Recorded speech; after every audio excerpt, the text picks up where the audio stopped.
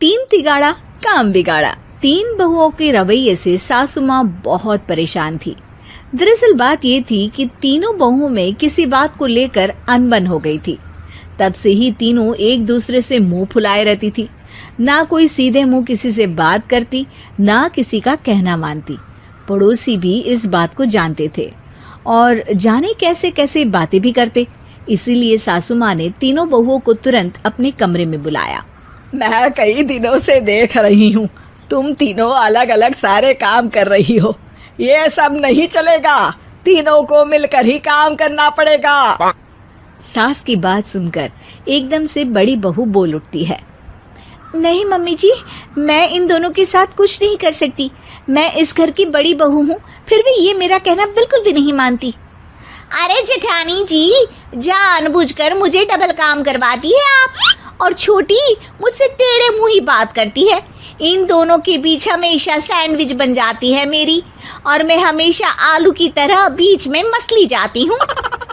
Mummy जी, इन दोनों को लगता है कि मैं छोटी हूँ तो इनके पैरों तले दब जाऊंगी, लेकिन नहीं, मेरा भी उतना ही अधिकार है जितना इन दोनों का है। बड़ी आई दोनों मेरी चुगली करने के लिए, मुझे क्या कम समझ रखा है। तीनों बहू एक दूसरे से बहस करने लगती है और सास दोबारा ये देखकर टेंशन में आ जाती है और सबसे कहती है, चुप हो जाओ, अब से तुम तीनों सारे काम एक साथ करोगी, आंख बंद करके एक दूसरे की बात सुनोगी। तुम तीनों इस बात को गांठ बांध लो, वरना अगली छुट्टियों में तुम्हारा अपना मायके जाना कैंसिल। सास की बातें सुनकर डर के मारे तीनों हामी भर देती हैं। जी मम्मी जी, मैं समझ गई। हाँ मम्मी जी, जैसा आप कहें, आप जो कहेंगी मैं वही करूंगी। तीनों बहू सास की बात को गांठ बांध लेती है और वादा करती है कि अब से सारे काम वो तीनों एक साथ मिलकर ही करेंगी। ये सब देखकर सास खुश हो जाती है और वहां से चली जाती है। नीचे जाकर वो देखती है कि घर में शर्मा जी आए हुए होते हैं। सास जोर से आवाज लगाकर कहती है, अरे बहू, जरा चाय बनाकर तो लाना, शर्मा जी आए हैं। सास की बात सुनकर तीनों बहू तुरंत किचन की ओर भागती है और चाय बनाना शुरू कर देती है। मुझे तो एकदम मसाले वाली कड़क चाय पसंद है, तो हम शर्मा जी के लिए मसाले वाली चाय ही बनाएंगे। अरे नहीं दीदी, गर्मी के मौसम में मसाला चाय कौन पीता है? मैं तो शर्मा जी के लिए इलायची वाली चाय ही बनाऊंगी। ये कैसी बात कर रही हैं आप दोनों? मेरी मम्मी ने सिखाया है कि मेहमान को ज्यादा दूध और शक्कर वाली चाय देनी चाहिए, वरना वो घर वालों को कंजूस समझते हैं। तो मैं तो शर्मा जी को ऐसी ही चाय दूंगी। तीनों बहुएं अपने अपने तरीके से चाय में शक्कर, मसाला, पत्ती सब डाल देती है।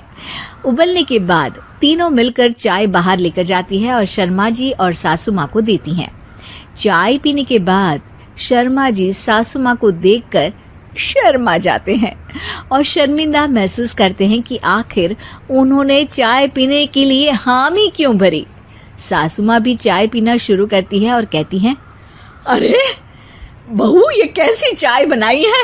चाय है या मीठे दूध की बासुंदी? हाँ, चाय अच्छी नहीं लगी क्या? कोई बात नहीं, हम पराठा बनाकर लाते हैं। चलो चलो अंदर। हाँ चलो। हाँ, आती हूँ मैं भी।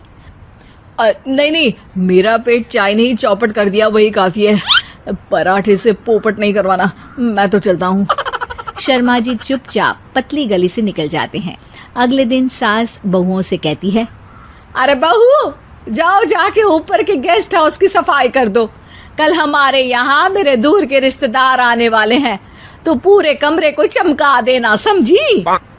तीनों बहू सास की बात को मानकर ऊपर सफाई करने चली जाती हैं और तीनों कमरे की सफाई चालू कर देती है।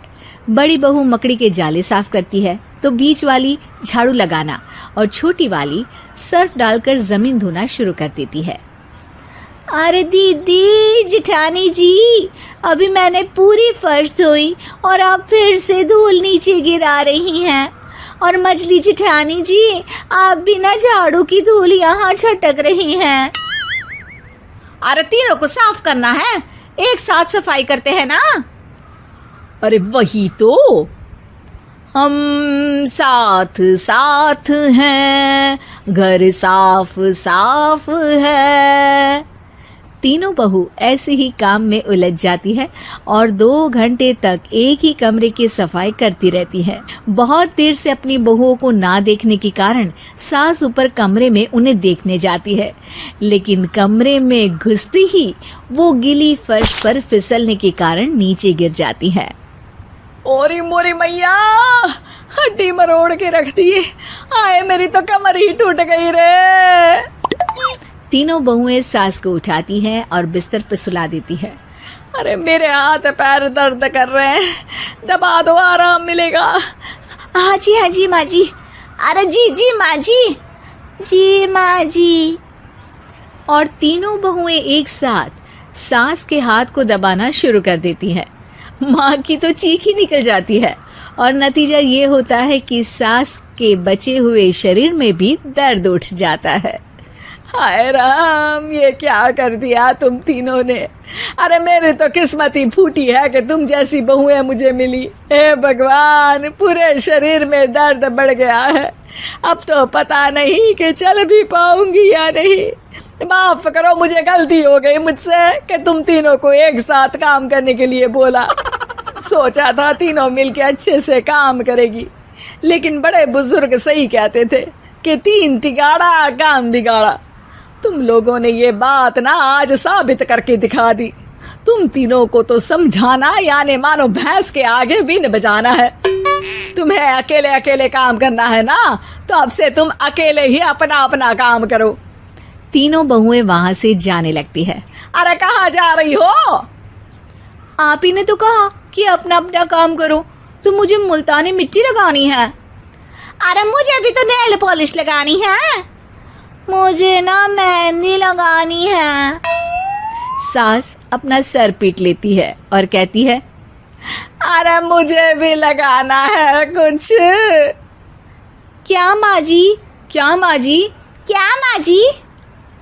तुम्हारे घर वालों को फोन तुम्हारी हरकतें बताने के लिए।